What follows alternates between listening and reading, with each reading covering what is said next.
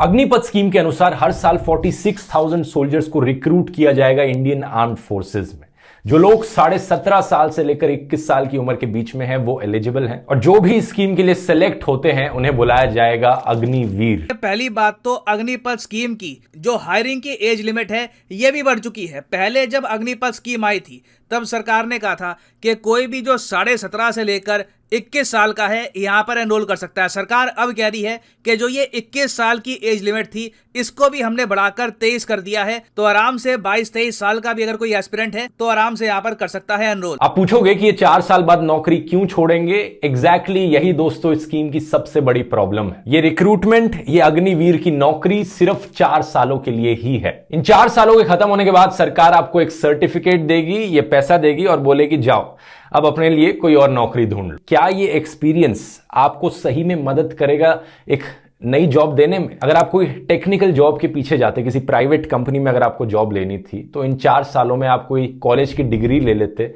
वो शायद ज्यादा बेहतर होता 4 साल अग्निवीर बनने से। 4 साल खत्म होने के बाद अग्निवीर को एक्चुअली में ज्यादा मुश्किल होगी एक रेगुलर कॉलेज में एडमिशन लेते वक्त, क्योंकि वो 12th पास 18 साल के लोगों से कंपीट कर रहे होंगे।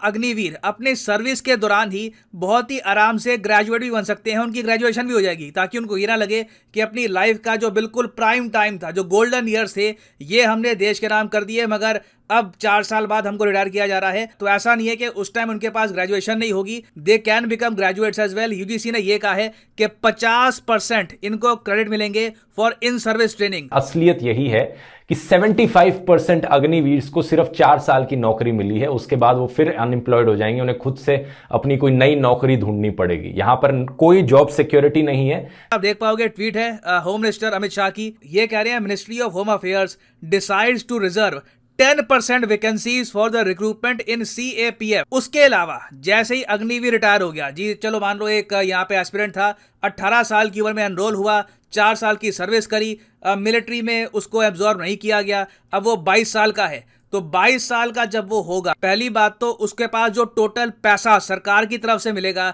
वो होगा 20-22 लाख के आसपास, और ये टैक्स फ्री पैसा है। और क्योंकि ये स्कीम नॉन कमीशन्ड ऑफिसर्स के लिए है, तो लोगों के अंदर डर ये है कि इन 4 सालों के बाद हमें कोई ऐसी बड़ी स्किल्स नहीं मिलेंगी सीखने को जिससे कि हमें कोई और नौकरी मिल पाए। आनंद महिंद्रा साहब ने यह कहा है कि बहुत ही आराम से अग्निवीर को ये खुद एम्प्लॉयमेंट देंगे। ये यहाँ पर कह रहे हैं large potential for employment of Agniveer in the corporate sector, क्योंकि आप खुद ही सोच कर देखिए, एक 22-24 साल का लड़का, ऑलमोस्ट इसी एज ब्रैकेट के होंगे ज्यादातर अग्निवीर, इस एज में एक युवक जिसने लीडरशिप सीखी है, टीम वर्क सीखा है, फिजिकल ट्रेनिंग उसने करी है मिलिट्री में, तो वो अपने आप में एक परफेक्ट कैंडिडेट बन जाता है किसी भी प्राइवेट कंपनी में नौकरी का। मैं आपको ये बता दूं, भारत में कई जो मिलिट्री के लोग हैं जो मान लो कि 30 या फिर 35 साल की उम्र में भी रिटायर हो जाते हैं, तो उनको भी काफ़ी बार प्राइवेट सेक्टर में एब्जॉर्ब कर लिया जाता है, क्योंकि मिलिट्री आपको लाइफ में ऐसा डिसिप्लिन देती है कि आप कहीं भी काम करोगे आप एक एसेट बन जाओगे वहां